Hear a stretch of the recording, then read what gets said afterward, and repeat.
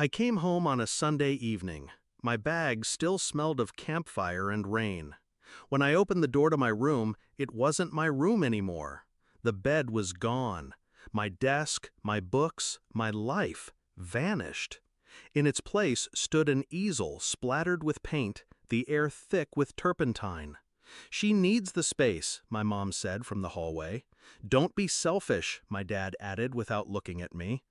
I didn't argue. I just set my keys on the table, nodded once, and walked out. They thought that was the end of it. It's strange, the way betrayal burns differently when it comes from blood. I could have forgiven a thief. I could have forgiven a stranger. But this was my family telling me I didn't matter. I used to believe in them, used to think loyalty was a given. I was the one who stayed quiet during their fights, who covered for my sister when she failed a class, who handed over my allowance to help with emergencies. They liked me best when I was invisible. That night, I didn't sleep. I sat at the bus station with my backpack and thought about everything I owned. Most of it still in that house, scattered or tossed aside. My things didn't matter. My space didn't matter. But respect? That mattered. And they'd stripped it from me. The next day, I started making calls. Not to friends, not to relatives. To people who knew how to handle property, paperwork, and signatures. My parents had always been careless with documents. My dad bragged about never reading the fine print. My mom signed anything if it was stapled. They'd forgotten that when Grandma died, she left the old lake house in my name. They thought of it as their vacation spot. It wasn't. I had the deed. I had the right to sell it. So I did. The buyer was fast, cash in hand, no questions asked. By Friday, the house was gone. Not physically, but legally. My parents found out when they drove up there for the weekend and were met by a locked gate and a very confused new owner. They called me. I let it ring.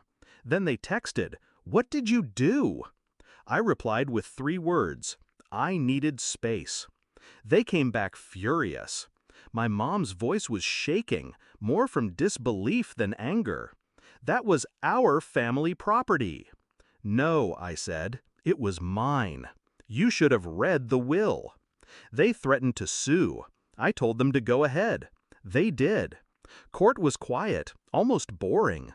The lawyer I hired was sharp, the kind who smiled only when he was about to cut someone in half with paperwork. Every document, every signature, every law was on my side. My parents sat there realizing they weren't just losing a house. They were losing the comfort of thinking I was powerless. When the judge dismissed their case, my mom looked at me like she was seeing me for the first time. My dad didn't look at all. My sister fiddled with her phone, pretending she didn't notice the tension crushing the room. I stood, gathered my papers, and said, "You're right. I shouldn't be selfish. So I'm giving you space. All the space you want."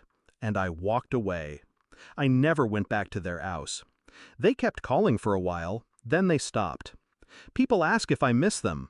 I tell them I don't miss people who teach me I'm disposable. I don't miss 4 walls that can vanish without warning.